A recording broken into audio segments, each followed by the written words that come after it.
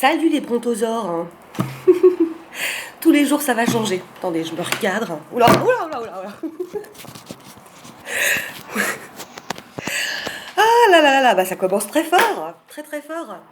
Bon, je voulais vous raconter. Alors, je vous ai parlé de la journée que j'avais, enfin l'après-midi que j'avais passé avec des nanas lundi, où j'ai eu des messages hein, de leur de leurs parents qui sont passés de l'autre côté, hein, qui continuent leur évolution. Je comprends hein, que toi, peut-être qui m'écoute ou qui va tomber par hasard sur ma vidéo, tu puisses ne pas y croire. Et je le respecte. Hein. Moi, je sais ce que je sais. C'est déjà ça. Hein. Euh, mais je suis pas du tout là pour te dire, mais si, c'est comme ça. C'est voilà. Bref. Et bon, je passe ma vie au téléphone en ce moment avec des copines, tout ça. On se voit quand? Qu'est-ce que tu fais? Blablabla, blablabla. Et du coup, une des deux nanas avec qui je suis super amie, ouais, elle me fait un feedback en fait hein, de l'après-midi qu'on a passé ensemble. Et puis, elle me dit qu'en fait, sa copine, euh, elle remettait en doute tout. Elle a remis. Enfin, elle. Alors, elle était en larmes hein, au resto. J'ai donné des détails que je ne pouvais pas imaginer. Enfin, moi, oui, alors certes, j'ai une imagination débordante, hein, voilà. Mais bon, par rapport à la vie de sa maman quand elle était sur Terre, je ne pouvais pas, ça n'est pas de moi, c'était une évidence. Mais voilà, bon, elle remettait en cause tout ce que je disais, notamment dans le reste de l'après-midi. Il y a des tas d'autres personnes hein, qu'elles ont connues l'une et l'autre dans leur vie, parce que c'est des nanas qui ont quoi, la cinquantaine, hein, on va dire. Bon, j'ai pas 50 ans encore, mais pendant pas très longtemps. Ouais, je sais, je les fais pas. Qu'est-ce que je disais? Ouh, ça y est, ça repart. Non, c'est bon. Et à un moment, je sais plus, je pars de la pièce où on était quand on était chez la nana. Et il y a un prénom qui me vient avec un message. Et je dis, il y en a une d'entre vous qui connaît un Jean, ce qu'il est là, il a un truc à dire. Bon, voilà, ça c'est un exemple. Et puis en fait, la fille, enfin la femme, plus 15 ans non plus, elle dit, oui, enfin elle a dit à mon ami, euh, oui, mais en même temps, Jean, c'est un prénom hyper connu, enfin au même titre que Pierre-Paul Jacques. Hein. Enfin voilà, elle remettait tout. Bon, bref. Et là, je me suis dit, mais attends, moi j'ai ce machin là en moi, hein, ce truc que je maîtrise pas. Je le mets complètement à. Enfin, ça s'impose, je le mets à disposition des gens avec qui je suis, et ils sont pas contents. Tu sais, ils sont pas contents, quoi. Je, je demande rien, parce qu'encore une fois, je le répète et je le martèlerai jusqu'à mon dernier souffle. Ce qui nous est donné spirituellement, c'est du gratos. Hein. Donc, il n'y a pas à, il n'y a pas enfin voilà quoi, moi ça me fait hurler hein, sur mon canapé, je vous l'ai dit 1000 fois, mais les gens qui demandent des sommes astronomiques pour quelque chose qui ne vient pas d'eux et qui leur a été donné dans un but précis, c'est dégueulasse. Il n'y a pas d'autre mot. Hein. Bon, désolée pour les bruits de fond, hein. Je suis dans un passage, il y a toujours du bruit. Quand c'est pas les sirènes de pompiers, c'est les ambulances. Et quand c'est pas les ambulances, c'est les motards. Bon, excusez-moi, c'est comme ça. Non, parce que des fois je réécoute, pas tout le temps, mais des fois parce que je me dis, est-ce que ce que je raconte c'est cohérent, est-ce que ça a du sens pour quelqu'un bon. Et puis j'entends tous ces bruits, je me dis, mais c'est horrible, c'est atroce. Bon, bref. Donc voilà, et la leçon de vie en fait, alors moi voilà, enfin trop bisounours encore. Euh, Enfin, est-ce que la grosse question c'est est-ce que à chaque fois que j'ai un message, mais pas forcément comment dire, pas forcément avec les personnes qui sont ailleurs, mais même en voyance. Est-ce que je dois le donner à chaque fois en fait? Enfin, bon alors après gros boulot hein, sur l'ego aussi là encore, hein. L'ego, l'humilité.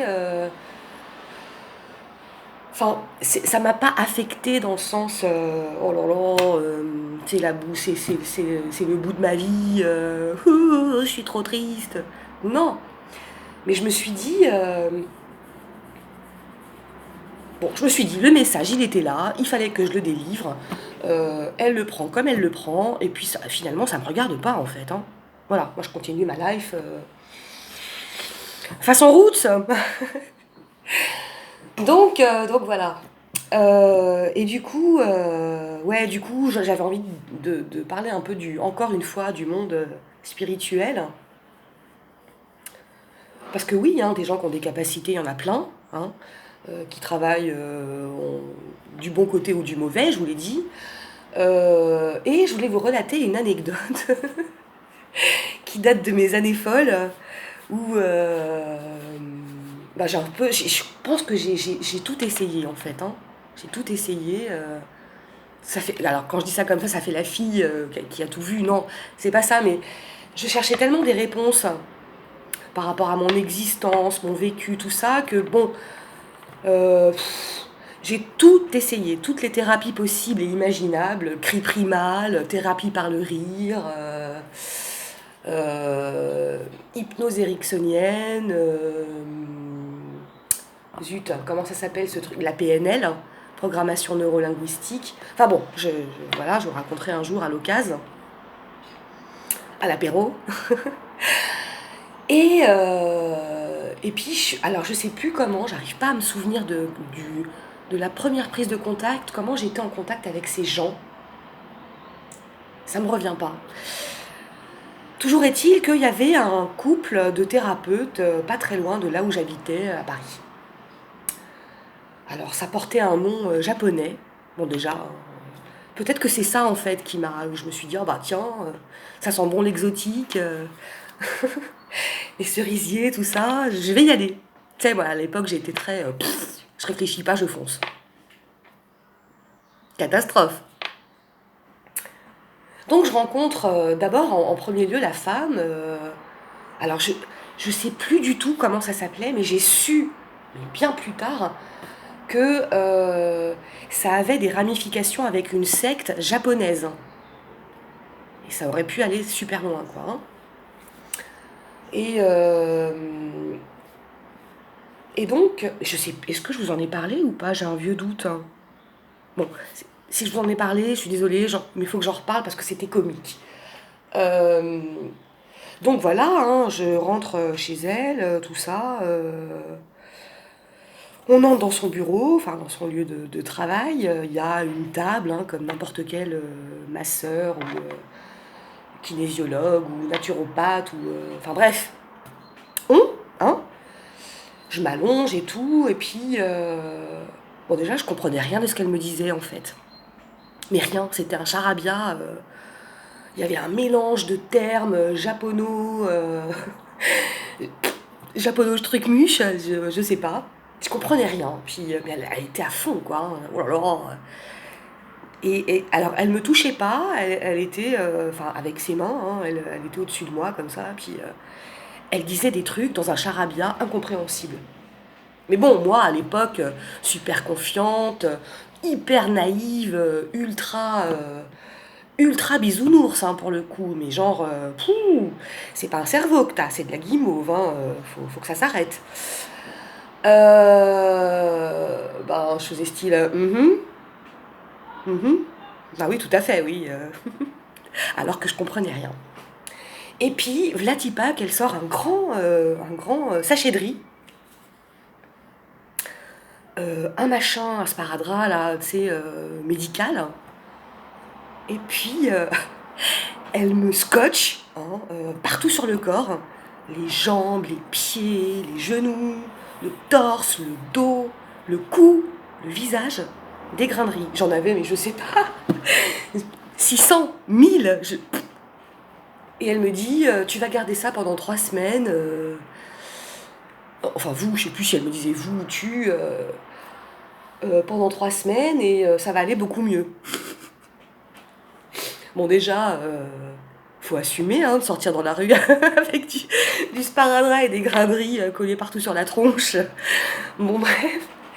Et bah, moi, tellement, ouais, super, grain de riz power.